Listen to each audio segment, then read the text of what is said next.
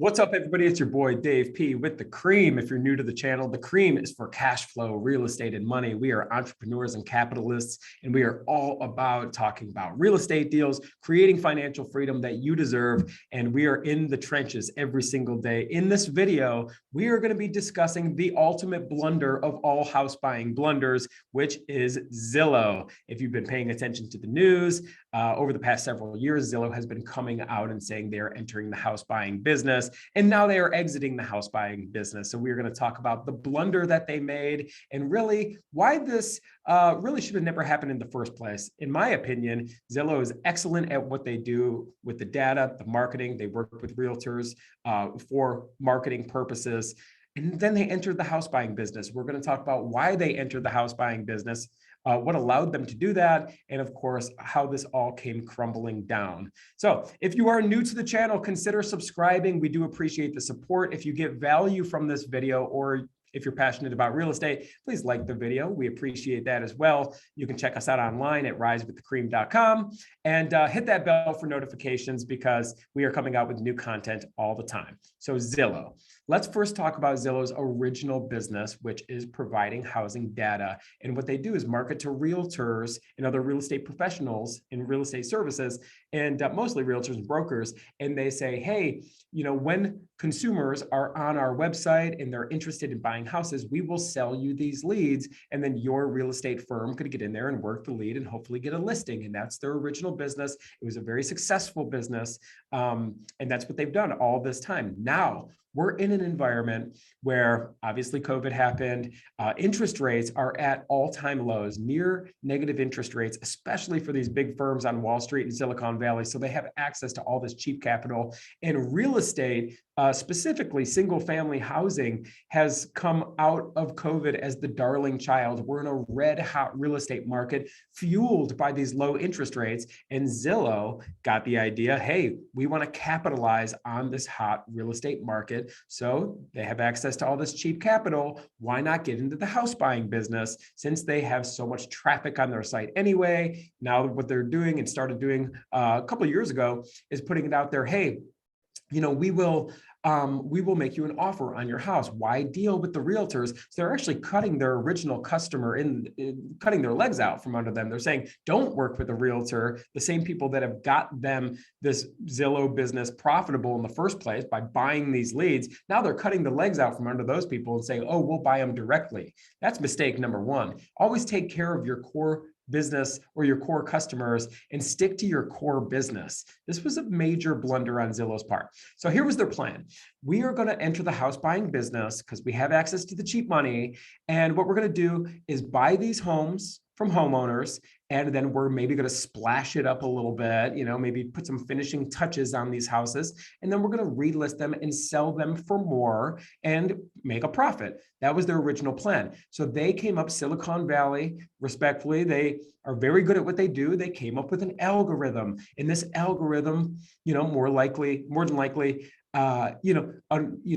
calculated the square footage of the property. It calculated how many bedrooms and bathrooms, and does it have a garage? Does it have a basement? This all went into this algorithm, and they were able to construct an offer for the homeowner. And they used all the data from the area that they accumulate, and they look at the home sales and home values, and it came up with a number for a homeowner.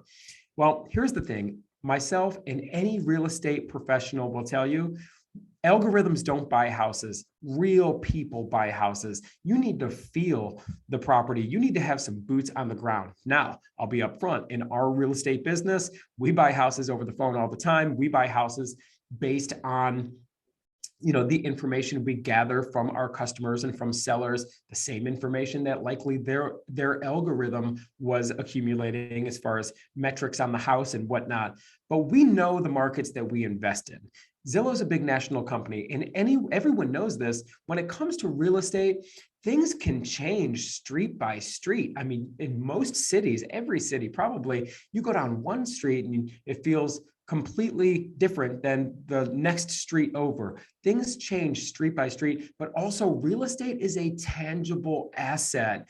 And that means there's repairs. There's no two properties that are constructed the same, meaning the amount of repairs that are needed for any individual house, right? It could be the same exact house right next door to each other, same bedrooms, bathrooms, layout, everything's the same, but one house is going to need different repairs than the other house, right? And that's just something you learn from having boots on the ground and having being a mom and pop home buyer like we are and like many of you are. And that's what Zillow wanted to capitalize on. They thought they could just buy these things with an algorithm. They're not really considering or taking into consideration the repairs. Maybe they sent an inspector out there, but it's still not the same of truly understanding your marketplace, which we do in the markets that we invest in, and which we encourage you to do as well. So they wanted to rely on this algorithm, and they were, buying these houses and kind of factoring in some simple repairs or something like that. Now, a number of months ago, the data came out that they were listing these homes for sale for less than what they paid for them.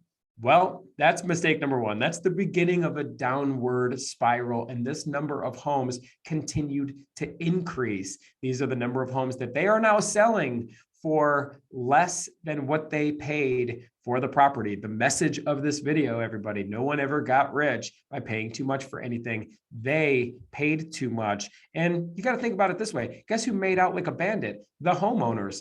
I'm okay with that. Well, I'm not okay with the fact that we had to compete with these iBuyers in Zillow and whatnot. But you know what? If anyone was going to benefit, make it the homeowner, make it the common man. I'm happy to see that whenever the little guy can beat Wall Street or beat Silicon Valley, I feel pretty good about that. However, I don't wish failure upon anybody. So months ago, they paused their home buying program, and now they've officially stopped their home buying program because it's an epic failure. They've lost hundreds of millions of dollars. And unfortunately now they are laying off 25% of their workforce, and that sucks. So the lesson here, as we already mentioned, is, no one ever got rich by paying too much for anything. And then also, let's stick to our core business. It's better to be a master of one thing than the jack of all trades. And just because somebody has money available, just because somebody has access to capital,